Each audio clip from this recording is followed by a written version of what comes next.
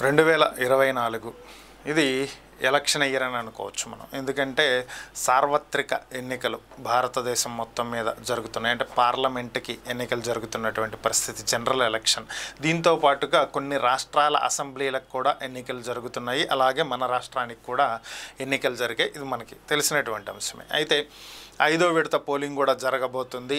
మన ఏపీలో ఎలక్షన్ అయిపోయిన తరువాత పరిస్థితులు కనుక ఒకసారి గమనించినట్లయితే కొంతమంది నాయకులు ఫ్యామిలీ టూర్లు వేస్తున్నటువంటి పరిస్థితి, మరికొంతమంది నాయకులు రిజల్ట్ ఏమొస్తుందా అని చెప్పి ఎదురు చూస్తున్నటువంటి పరిస్థితి, మరికొంతమంది నాయకులు అసలు వస్తే ఏదొస్తే మనకేంటిలే అని చెప్పి రిలాక్స్ అవుతున్నటువంటి పరిస్థితి. సో ఓవరాల్గా కొన్ని చోట్ల అల్లర్లు జరుగుతున్నాయి, కొన్ని చోట్ల రీపోలింగ్ పెట్టాలని చెప్పి ఈసీని డిమాండ్ చేస్తున్నారు.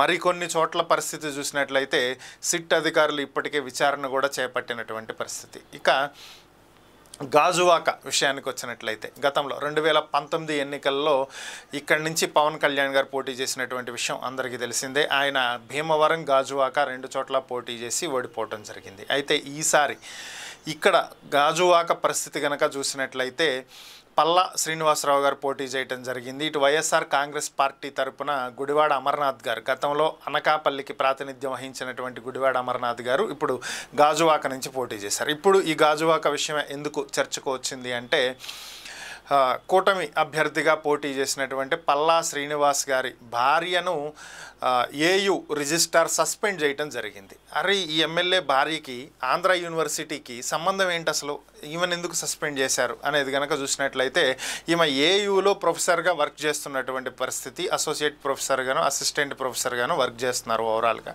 అయితే ఏయులో వర్క్ చేస్తున్నారు అంటే ఈమె ఖచ్చితంగా ఎలక్షన్కి సంబంధించినటువంటి కార్యక్రమాల్లో పాల్గొనకూడదు. అంటే అభ్యర్థి తరపున ప్రచారం కావచ్చు, లేదంటే ఆయన తరపున ఎవరినైనా మోటివేట్ చేయటం కానీ, ఓట్లు వేయమని అడగటం కానీ ఇలాంటి కార్యక్రమాల్లో పాల్గొనకూడదు. ఇది ఈసీకి సంబంధించినటువంటి నిబంధనలు. అయితే ఈసీ నిబంధనలను ఉల్లంఘించారు. ఒక ప్రచార కార్యక్రమంలో ఆమె పాల్గొనటం జరిగింది. ఆమె భర్తకు అనుగుణంగా భర్తను గెలిపించాలి అని చెప్పి ఆమె ప్రచారం చేశారనేటువంటి ఆరోపణల నేపథ్యంలో ఈసీ ఆమెకు నోటీసులు ఇవ్వటం జరిగింది. ఈ నోటీసులకు బదులుగా ఆమె సమాధానం కూడా ఇచ్చారు. శ్రీవాణి అనేటువంటి ఒక వ్యక్తిని కలవటానికి నేను వెళ్ళాను తప్ప ఎన్నికల ప్రచారంలో పాల్గొనలేదు అని చెప్పి ఆమె క్లారిఫికేషన్ అయితే ఇచ్చారు. అయినప్పటికీ కూడా అసలు పరిస్థితి ఏంటి అనేది పూర్తి స్థాయిలో విచారణ జరిపిన తర్వాతే ఆమె ఎన్నికల కోడ్ ఉల్లంఘనకు పాల్పడ్డారా లేదా అనేది తెలిసే అవకాశం ఉంది. సో ఈ విచారణ జరపడం కోసమే ప్రస్తుతానికి ఆమెను ఏయు రిజిస్ట్రార్ సస్పెండ్ చేసినట్లుగా మనకున్నటువంటి సమాచారం.